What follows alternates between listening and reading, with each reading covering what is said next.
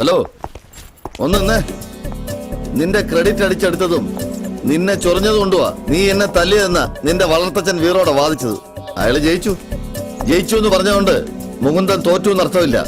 കളിക്കളത്തിൽ വളരെ സ്ട്രോങ് ആയിട്ട് ഇരിക്കുക ഞാൻ. പിന്നെയും ഇനി അങ്ങോട്ട് നിന്നെ ഞാൻ ചൊറിഞ്ഞുകൊണ്ടേയിരിക്കും. നീ തല്ലുന്ന എനിക്കൊന്ന് കാണണം. വരട്ടെ. മുകുന്ദൻ സാറേ, മട്ടാഞ്ചേരിയിൽ ഈ മുകുന്ദൻ സർക്കിളിന്റെ കീഴിൽ ഞാൻ സാധാ എസിയായിരുന്ന കഥ സാറന്ന് ക്ലബിൽ വെച്ച് വിസ്തരിക്കുന്ന ഞാൻ കേട്ടു.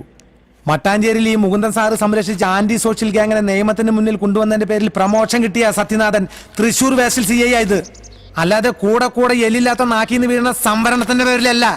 മട്ടാഞ്ചേരിയിലെ തറപണിക്ക് തൊപ്പി തെറിക്കുന്ന ഉറപ്പായപ്പോൾ ചില രാഷ്ട്രീയക്കാർക്ക് പിമ്പ് പണി ചെയ്ത CI മുകുന്ദൻ തൃശൂർ ഈസ്റ്റിലേക്ക് പണിഷ്മെന്റ് ട്രാൻസ്ഫർ ഒപ്പിച്ചത്. എന്താ സാർ അടിക്കാത്ത? അടിക്ക്, ഞാനിപ്പോ അങ്ങോട്ട് ചൊറിഞ്ഞു വരാ. സംഭരണക്കാരനെ തൊട്ടാൽ ഇപ്പൊ ചോദിക്കാനും പറയാൻ ആൾക്കാരുണ്ട്. ദേഹത്ത് കൈ വീണാ പിന്നെ പ്രതികരിക്കുന്ന അവരായിരിക്കും. കടലിൽ മീൻ പിടിക്കുന്നവൻ മുതൽ മുൻ രാഷ്ട്രപതി വരെ നീളുന്ന അടിസ്ഥാന വർഗത്തിന്റെ പ്രതിനിധികൾ.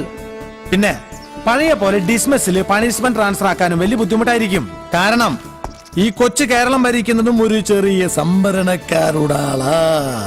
ഇവിടുത്തെ പാവപ്പെട്ടവന്റെ ഒപ്പം നടന്ന് അവന്റെ വീട്ടിലെ കപ്പയും കാന്താരിയും കഴിച്ച് ഒടുവിൽ ഇവിടത്തെ അധ്വാനിക്കുന്ന ജനം തോളിലേറ്റി സെക്രട്ടേറിയറ്റിൽ എത്തിച്ചവൻ. അപ്പൊ പിന്നെ ജോലി പോയി തന്നെ. അങ്ങനെ സംഭവിച്ചാൽ എന്നെ പോലെ വേറെ പണി ചെയ്യാനൊന്നും സാറിന് അറിയില്ലല്ലോ. ആകെ അറിയാവുന്ന പണി ചെയ്യാൻ ഐസ്ക്രീം പാർലറും ബ്യൂട്ടി പാർലറും മന്ത്രിമാരും തന്ത്രിമാരും കൂടി മത്സരല്ലേ. അപ്പൊ പോട്ടെ മൂന്തൻ സാറേ. സാറേ, എത്ര കരം പേട്ടി?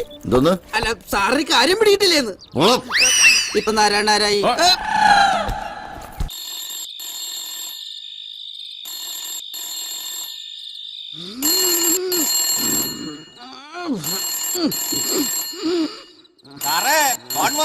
കേറിയിരിക്കാൻ പറയടോ.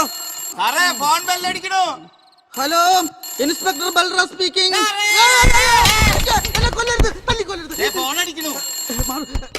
ഹലോ, പോലീസ് സ്റ്റേഷനിലെ തൃശൂർ പാലക്കാട് ഹൈവേയിൽ മണ്ണുത്തിക്ക് അടുത്ത റോഡ് കമ്പനി ഒരാൾ കൊല ചെയ്യപ്പെട്ട് കിടന്നു.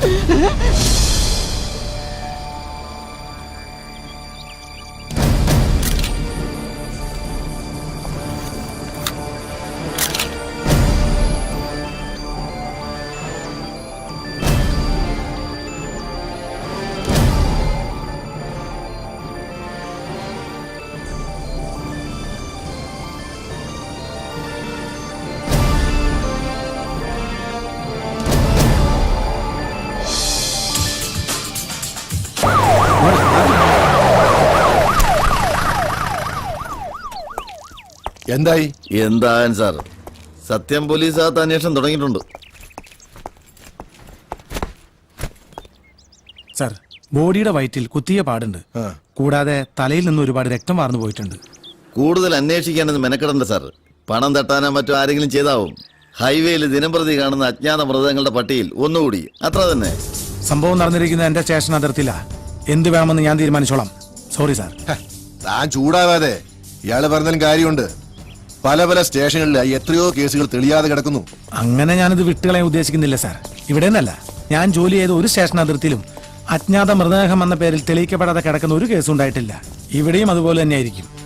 കൊല്ലപ്പെട്ട ആളുടെ ഊരും പേരും കണ്ടുപിടിച്ച് ഞാനിത് തെളിയിക്കുക തന്നെ ചെയ്യും. സമയം മെനക്കെടുത്താൽ നമുക്ക് പോവാം സാർ. എന്തായാലും എന്റെ സ്റ്റേഷൻ അതിർത്തി അല്ലല്ലോ. സക്കറിയാ വണ്ടി നടക്കട്ടെ.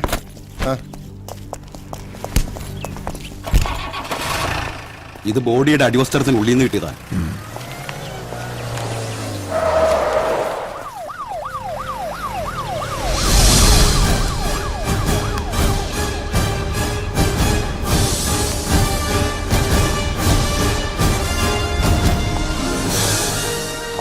ബൽറാമേ, ഹൈവേയിൽ രാത്രി തുറന്ന് പ്രവർത്തിക്കുന്ന ചായക്കടകളോ തട്ടുകടകളോ അടുത്തുണ്ടാവാൻ സാധ്യതയുണ്ട്. അങ്ങനെ ഒന്നുണ്ടെങ്കിൽ ഇന്നലെ അസമയത്ത് ആരെങ്കിലും വന്നിരുന്നോന്നൊന്ന് അന്വേഷിക്കണം. Okay sir.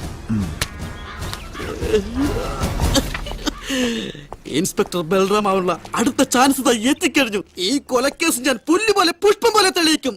അമ്മടെ മുത്തേ, ഉമ്മ 24 മണിക്കൂർ നടക്കാത്ത 5 സ്റ്റാർ തട്ടുകട ഇത് തന്നെ ആയിരിക്കോ? ചോദിച്ചു നോക്കാം. ഒരു ചായ തരാം, പക്ഷെ അവിടെ നിന്നാ മതി, അകത്തേക്ക് കയറണ്ട. ഓ, ഇന്നലെ രാത്രി ഒരു 10:30 മണിയായി കാണും. ആ വെയിറ്റിംഗ് ഷെഡിൽ കിടന്നുറങ്ങുമ്പോ ഒരു ചുള്ളം പയ്യൻ വന്ന് 100 രൂപ തന്നിട്ട് പോയി. അവന് 100 ആയുസെന്ന് പറഞ്ഞും വിട്ട് ഇപ്പൊ താന്റെ അവിടെ ചത്ത് മലച്ച് കിടക്കണ്. വെറുതെ ആവശ്യമില്ലാത്ത വർത്താനം പറഞ്ഞ് പുലിവാല് പിടിക്കുന്ന കാരണവരെ പോലീസുകാർ കേട്ടാ പിന്നെ താമസം സ്റ്റേഷനിലായിരിക്കും. അതല്ലെങ്കിലും താമസം അവിടെ തന്നെയാണല്ലോ. വേഗം ചെക്കുന്ന നോട്ട് മാറ്റിക്കോ, അല്ലെങ്കിൽ പോലീസ് വട്ടി മണം പിടിച്ച് കാരണവരുടെ അടുത്തേക്ക് വരും. അത് മാറ്റാനാ ഞാൻ ഈ ചായ തന്നെ കുടിക്കണത്. അതൊന്നും വേണ്ട, ചായയുടെ കാശ് കിട്ടിയില്ലെങ്കിലും കുഴപ്പമില്ല. എന്നാലും പാതിരാത്രിയല്ലേ അവൻ ഇവിടെ ഒറ്റയ്ക്ക് അങ്ങനെ വന്ന്. വെറുതെ എവിടെ ഇരുന്ന് വളുവളൂന്ന് വർത്താനം പറയേണ്ടി എനിക്ക് പാ നോക്ക്. ആ ഓമനക്കുട്ടി കേൾക്കല, അവന്റെ വണ്ടിയാ ചെക്കന്നല വന്നത്. പോലീസുകാരറിഞ്ഞ ഓമനക്കുട്ടിന്റെ കാര്യം പോക്കാ. ഞാൻ ഈ വിവരം ആരോടും പറഞ്ഞിട്ടില്ല. ഇനി പിന്നെ ആരോടും പറയണ്ട. കിത്തനെ കരം പേട്ടി അപ്പാപ്പന് കാര്യം പിടികിട്ടിയടാ മക്കളെ. ആ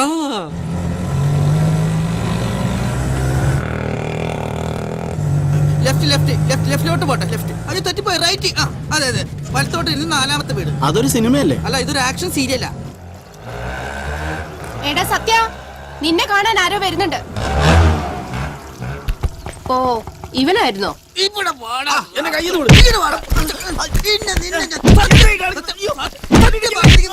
എന്താ എന്താ ആരെയാള്? ഇവനാണ് ഓമനക്കുട്ടൻ, അജ്ഞാത മൃഗത്തെ കെട്ടിടത്തിൽ കാപാലികൻ. സത്യാണോടോ? കൈമാറ്റ അയാൾ വല്ലതും പറയട്ടെ. Sorry sir. എനിക്കൊന്നും അറിയില്ല സാറേ. ഞാൻ അയാൾ അവിടെ കൊണ്ടാക്കി എന്നുള്ളത് നേരെ. കൂലി വാങ്ങി ഞാൻ അപ്പൊ തന്നെ തിരികെ പോരുകയും ചെയ്തു. അയാളെ തനക്ക് ഇതിനു മുമ്പ് കണ്ടുപിടിച്ചിട്ടുണ്ടോ? ഇല്ല, അന്ന് ഓട്ടോയിൽ കയറുമ്പോൾ അയാളെ ആദ്യം കാണുന്നത് തന്നെ. എവിടെന്നാ അയാൾ ഓട്ടോയിൽ കയറിയത്? മാർക്കറ്റ് ജംഗ്ഷനിലെ മോനീസ് ലോഡ്ജിന്റെ മുൻപിൽ നിന്നാ. ലോഡ്ജിൽ നിന്ന് അയാൾ ഇറങ്ങി വന്നത്. മോനീസ് ലോഡ്ജ്.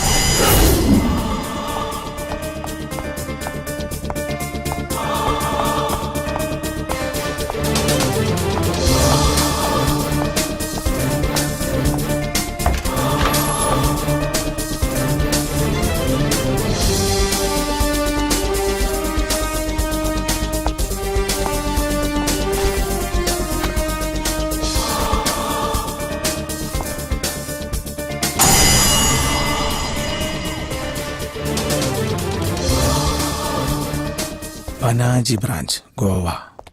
സാർ, ഇതിൽ അവന്റെ അഡ്രസ് ഉണ്ട് സാർ.